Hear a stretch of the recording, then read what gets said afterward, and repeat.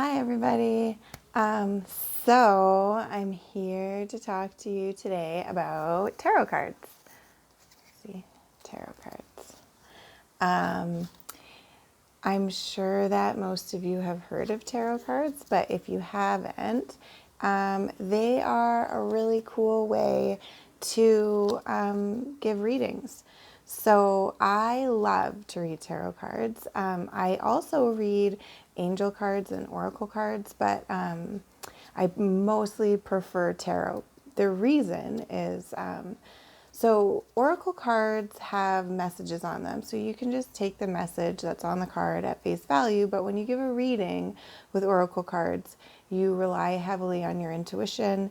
And so there's no like real set rules. And I love rules. So tarot cards, each card has a meaning. And there's like different meanings for different, it's like if they're upside down or right side up, and all the little things in the cards have meaning. And so there's set rules.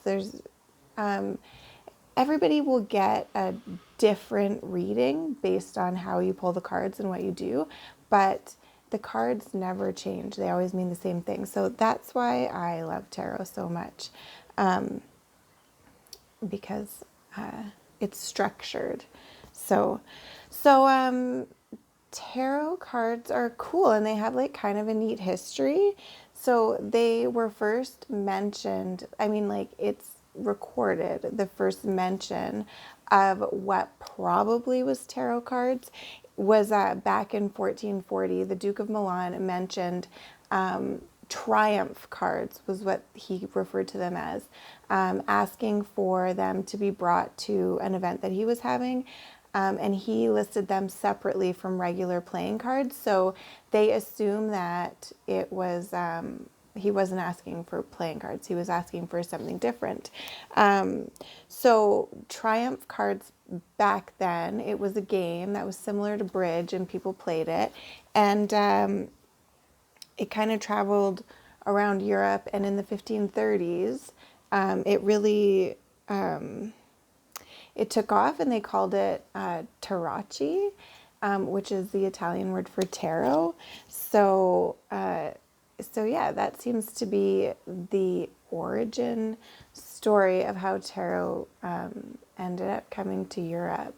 There's some speculation that they originally came from Egypt, and there's like some pretty cool stories there. But it's very difficult to verify these things, obviously, like when stuff goes back that far, it's hard to know for sure. But in 1781, the followers of the occult found tarot cards, and they noticed all of the symbolism in the cards. So they started using them as divination tools, and that's when they started like writing about it in their writings, and it kind of launched them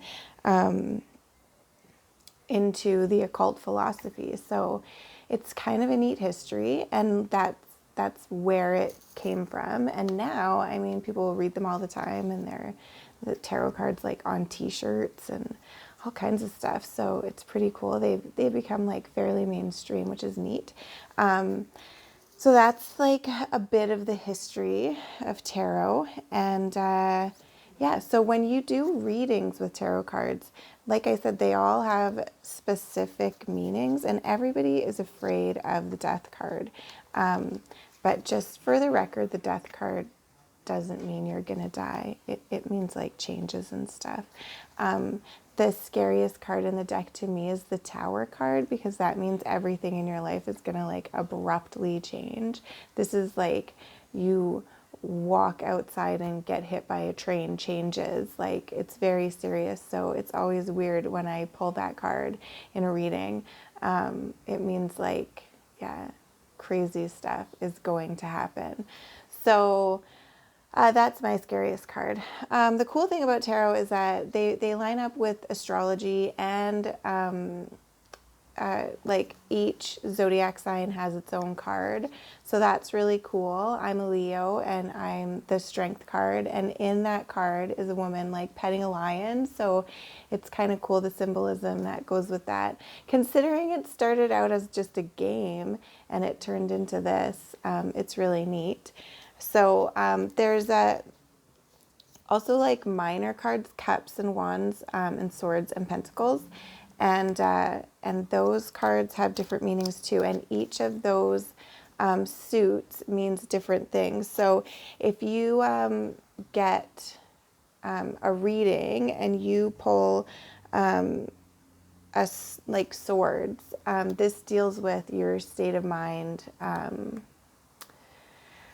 making decisions, and yeah, it's all about making choices and acting on things that you have maybe been not acting on that you should have, so that you can move forward in your life.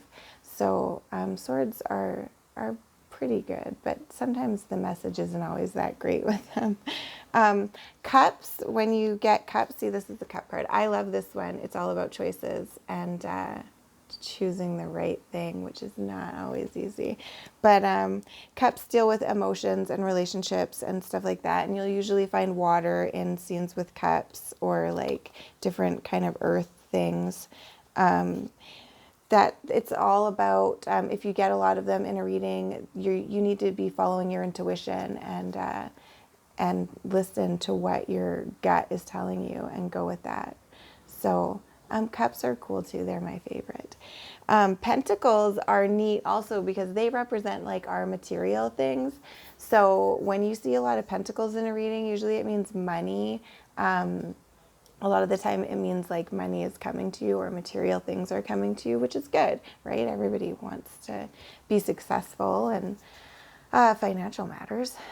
So yeah, so pentacles are neat for that purpose. And then you have wands, which deal with spiritual matters, like, so your spirit. So when you get a lot of wands, these are calling you to take action, to follow what you need to be doing. And most people know in their hearts. So it's a kind of like an action card. And I think like swords and wands go really well together. But yeah, so that's a little bit of information about like what the different suits mean. And yeah, about tarot in general. There's like lots of different kinds of readings that you can get from tarot cards. When I do readings, I mostly do, like I will start out as like a mini reading. So a 3-card draw. So it's past, present, and future.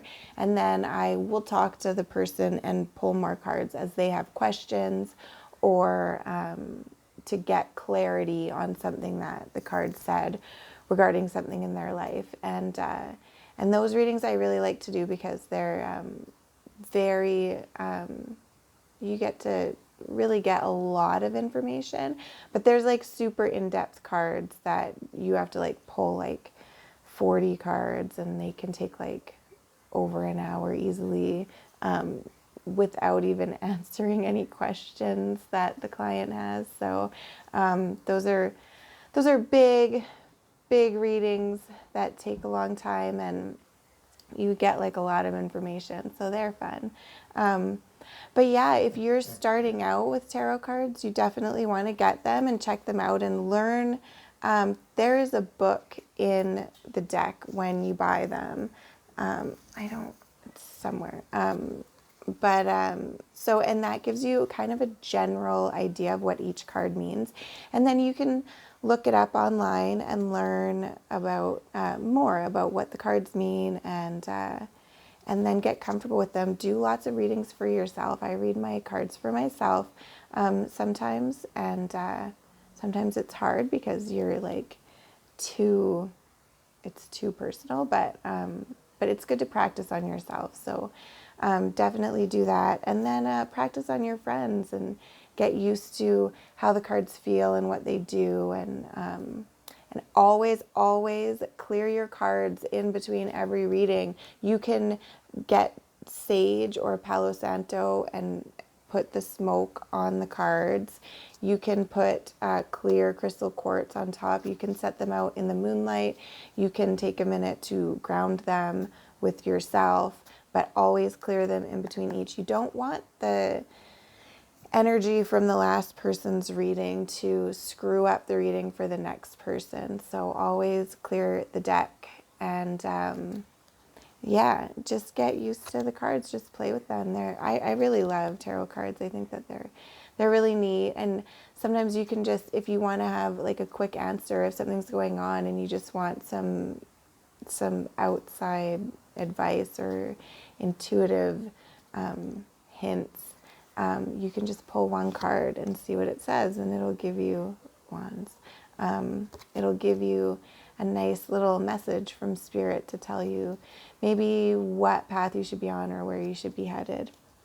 So yeah, that's a little bit of information about tarot cards. There's so much, but that's as much as I can really do without like going into crazy depth and taking like a 3-hour long ramble. So if you have any questions though, just let me know and I will answer them to the best of my ability. And if you're ever interested in a reading, let me know because I do love to read my tarot cards. So yeah, thanks for watching, guys. I hope you enjoyed it. And if you have any questions or if you've had a reading and you want to talk about it, please let me know. Okay, thanks guys. I'll see you next time. Bye.